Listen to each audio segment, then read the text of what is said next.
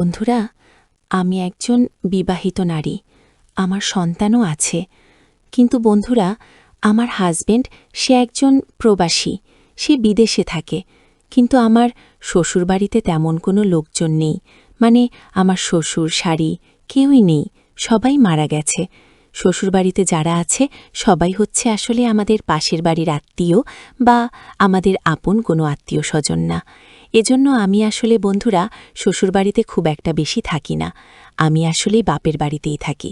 যখন আমার হাজবেন্ড আসে তখন আমি হয়তো শ্বশুরবাড়িতে যাই। গিয়ে জামাই ৩ মাস থাকে।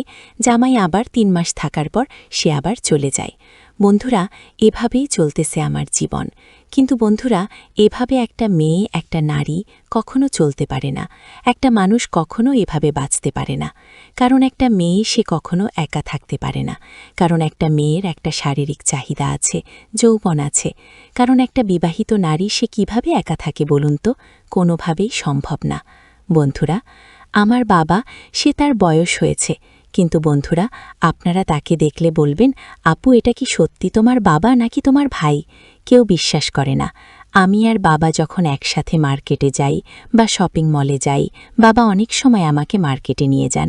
অনেকেই বাবাকে বলে, কিরে তোর ছোট বোন নাকি? এরকম বলে আমাকে অনেকেই। কিন্তু আমি যে তার মেয়ে এটা অনেকে বিশ্বাসই করে না। তখন বাবা অনেকে হেসে হেসে বলে, কি বলিস সেগুলা? ধর ও আমার মেয়ে হবে কি? আমার বোন হবে কেন? আরে ও তো আমার মেয়ে পপি। তখন গিয়ে অনেকে বিশ্বাস করে। কারণ আমি যে বাবার মেয়ে এটা অনেকে বিশ্বাসই করে না। আসলে বন্ধুরা, আমার বয়স দেখতে পারতেছো। আমি একটু মোটাসোটা, একটু স্বাস্থ্যবান মহিলা। এটা আমার কোনো সমস্যা না। আসলে আমার মা একটু স্বাস্থ্যবান। কিন্তু বন্ধুরা, আমার বাবা একটু চিকন চাকন, তাছাড়া একটু বডি ফিটনেস। আর বাবার শরীরে মাংসপেশি এখনও ওই রকম চামড়ার যেমন একটু বয়স হলে ঝুলে যায়, যে আমরা বুঝতে পারি যে এই লোকটার বয়স হয়েছে। বাবার কিন্তু এ সমস্ত কোনো কিছুই বোঝা যায় না, যে কারণে অনেকেই বিশ্বাসই করেন না যে আমরা বাবা মেয়ে। তো বন্ধুরা, আমার স্বামী বিদেশে থাকে। সে আসলে আমাকে টাকার দিক দিয়ে তো সুখী করতে পেরেছি, আমাকে অনেক সুখ দিচ্ছে, এটা টাকা দিয়ে সুখ দিচ্ছে। কিন্তু বন্ধুরা, শারীরিকভাবে তো আমি একটা মেয়ে মানুষ, আমারও শরীরে কিছু চাহিদা আছে। কিন্তু বন্ধুরা, আমি আমার সেই চাহিদাটা মেটাতে পারতেছি না। কি বলবো বন্ধুরা? তো এভাবেই আমার দিন যাচ্ছে, এভাবেই আমার সব যাচ্ছে। বন্ধুরা, একদিন আমার গোসল করা দেখে ফেলে আমার বাবা। সেদিন থেকেই বাবার মাথা একেবারে পুরো নষ্ট হয়ে থাকে। বাবার টার্গেট পড়ে যাই আমি, যে বাবা আমাকে এরকম একটা দিনের জন্য অপেক্ষা করতেছিল। কিন্তু বন্ধুরা, আসলে সম্পর্ক তো এক পক্ষ হয় না, বা জোর করেও হয় না। সম্পর্ক করতে গেলে দুই পক্ষের মতামত জরুরি, সব কিছুই জরুরি।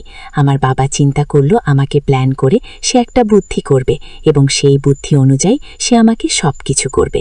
এভাবে শুরু হলো তার প্ল্যান। কিন্তু বন্ধুরা, আমি তো তার প্ল্যান আসলে বুঝতে পারতেছিলাম না।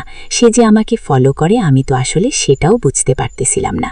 যাই হোক, আজকের এই পুরো বিস্তারিত ঘটনা তোমাদের সঙ্গে শেয়ার করব। তোমরা যারা যারা ইন্টারেস্টেড আছো, ভিডিওর ইন্ট্রোটা অনেক দেরি হয়ে গেল। তোমরা যারা যারা ইন্টারেস্টেড আছো গল্পটি শুনতে, অবশ্যই কানে একটি হেডফোন বুঝে দাও এবং শুনতে থাকো আমার গল্পটি। তাহলে চলো শুরু করি। তার আগে বলে নিই বন্ধুরা, আমার নাম পপি। আর আমার বয়স খুব একটা বেশি না, ঠিক আছে? তো যাই হোক, পুরো গল্পটা তোমাদের সঙ্গে শেয়ার করি, তাহলে তোমরা বুঝতে পারবে খুব সুন্দরভাবে। আসলে বন্ধুরা, আমার স্বামী আমাকে কোনো কিছু দিয়ে অসুখী রাখে নাই। হ্যাঁ, বিয়ের পরে সে আমাকে অনেক বেশি সুখ দিয়েছে, শারীরিক সুখ, মানসিক সুখ, এবং আমাকে একটা বাচ্চাও দিয়েছে। আমি সব কিছু দিয়ে সুখী। কিন্তু আমার স্বামী দেশে কোনো কাজকর্ম ব্যবস্থা করতে না পারায় তার এক বন্ধু ছিল মালয়েশিয়াতে, এবং তার ওই বন্ধু বলতেছিল, বন্ধু মালয়েশিয়া চলে আয়, মালয়েশিয়ার জায়গাটাও ভালো, তাছাড়া এখানে একটা ফ্যাক্টরিতে তোকে একটা কাজ দিব, বেতনও মোটামুটি ভালো, ৭০,০০০ টাকা বেতন। বাংলাদেশি টাকা তো অনেক টাকা, বিশাল টাকা বন্ধুরা। ৭০,০০০ টাকা মানে কি? এটা আমাদের কাছে বিশাল কিছু। কেউ কি শেষ করতে পারবে না ১ মাসে এত টাকা? তো আমার স্বামী বলল আমাকে একদিন বলতেছে, পপি দেখো, পৃথিবীতে তো তুমি আর আমি ছাড়া কেউ নেই, আমার তো মা বাবাও নেই, ঠিক আছে? তাছাড়া আমার স্বামীর তেমন কোনো ঘরও নেই, একটু জায়গা আছে, টিনের ঘর, পুরনো একটা ঘর।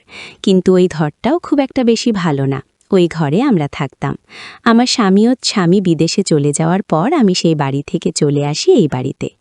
আমার ওই চাচাতো যেই ভাই বোনরা আছে, মানে আমার স্বামীর যেই চাচাতো ভাই বোনেরা, তাদেরকে বুঝিয়ে দিয়েই আমরা সেই বাড়ি থেকে চলে এসেছি আমার বাপের বাড়িতে। এখানেই থাকি। কারণ আমার স্বামী যেহেতু বিদেশে গেছে, সে আসুক। সে আসলে তারপর আমার চিন্তা হচ্ছে। সে আসুক, সে আসলে পরে তারপর চিন্তা করে দেখব, বা তারপর যদি মনে করো বন্ধুরা যে তখন টাকা পয়সা একটু বেশি হয়, আমাদের নিয়ত হলো তখন আমরা এই বাড়িঘর বানাবো নতুন করে দালান দিয়ে। তখন আমরা আর কি কিছু আসলে ভেবে দেখব। কারণ মানুষ তারা একদিনে বড় হয়, মানুষ অনেক দিনে বড় হয়। তো আমি বন্ধুরা বাবার বাড়িতে থাকা শুরু করলাম। আমার স্বামীও চলে গেল বিদেশে। এদিকে আমার একটা সন্তানও আছে। বিয়ের পর প্রায় 1.5 থেকে 2 বছর আমি তার সঙ্গে ছিলাম। সে আমাকে খুব বেশি ভালোবেসেছিল, আদর করেছিল। সত্যি কথা বলতে সে আমাকে যতটুকু সময় দিত, আদর করত, বা আমাকে যতটুকু সে টাইম দিত, আমি এটুকু নিয়ে অনেক বেশি হ্যাপি ছিলাম, অনেক বেশি খুশি ছিলাম। কারণ এই মানুষটা আমাকে যথেষ্ট পরিমাণ ভালোবাসত, সম্মান করত, রেসপেক্ট করত। তাছাড়া সে সবচাইতে বড় কথা হচ্ছে আমাকে বিশ্বাস করত। তো বন্ধুরা, আমার একটা মেয়ে হয়েছে এবং আমার মেয়ের নাম রেখেছিলাম আমি টিন্নি। ঠিক আছে, টিন্নি নাম রেখেছিলাম। ওর এখন প্রায় 4 বছর ওর এখন বয়স। তো আমি বাবার বাড়িতে চলে আসি। আমার সেখানে মা আছে, বাবা আছে, কিন্তু দীর্ঘদিন যাবৎ ধরে মা এবং বাবার ঝগড়া লেগে আছে। তাদের জন্য ঝগড়া কোনোভাবেই থামতেছে না। তারা আসলে ঝগড়া করে, আসলে ঝগড়াটা কি নিয়ে? কারণ আমার বাবা একজন শাস্তিকর মানুষ, তার আসলে ওইটা চাই। কিন্তু বন্ধুরা, আমার মা এখন অসুস্থ হয়ে পড়েছে। সে আর ওই আগের মতো আমার মাকে আর সময় দিতে পারে না, টাইম দিতে পারে না।